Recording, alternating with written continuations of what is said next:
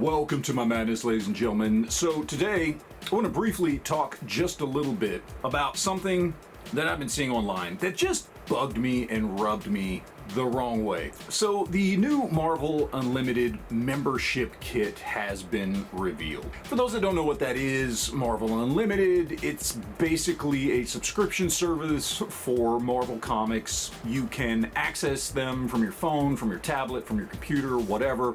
You pay a monthly or yearly fee, and you get to read pretty much as many comic books as you want. I believe they have somewhere around 40 to 50,000 comics that are loaded onto Marvel Unlimited that you can read through. You also get access to new comics, usually within a couple of months, 2-3 months from when they actually release on store shelves. Now, this is something I've used before in the past. I haven't had it in a few years. I didn't actually have this service when they started offering these membership kits, which are kind of like promotions to get people to subscribe to the service. I mean, the service is essentially, hey, read as many comic books as you want for a monthly or yearly fee.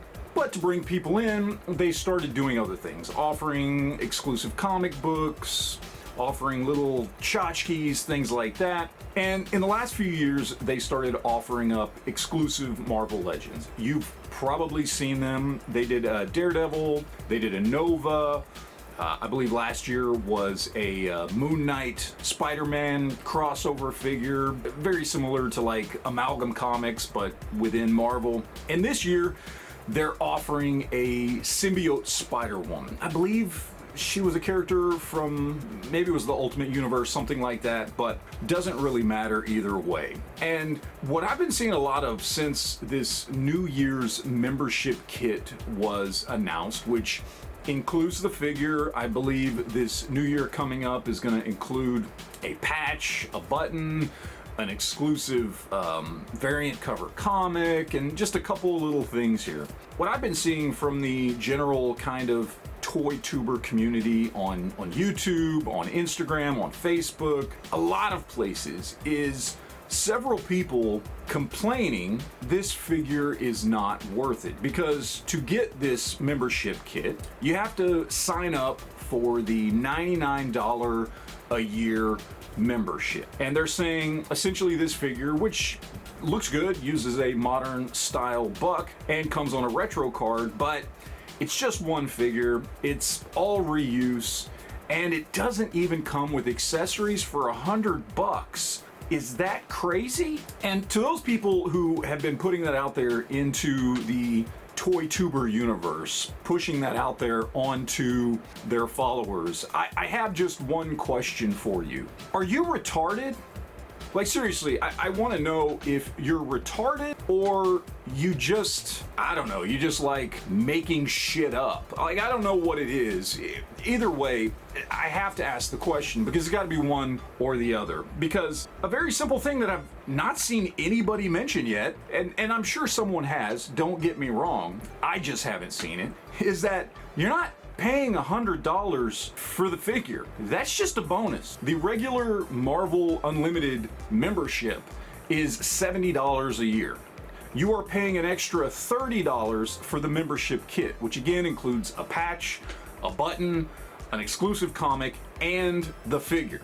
You're paying $30 for that, not $100. You're paying $70 for an entire year of being able to read somewhere between 40 and 50,000 comic books whenever you want.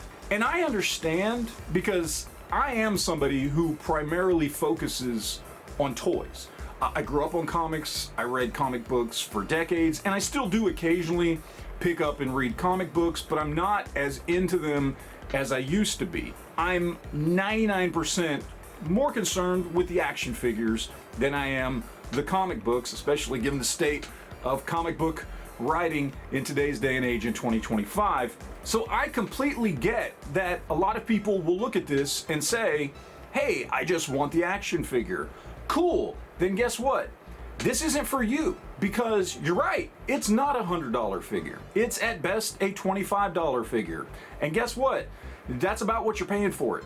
About $25, because $70 of what you're paying is going to have access to tens of thousands of comic books. And then you figure another $5 for another comic, a patch, a pin, that kind of thing. You're paying $25 for this figure.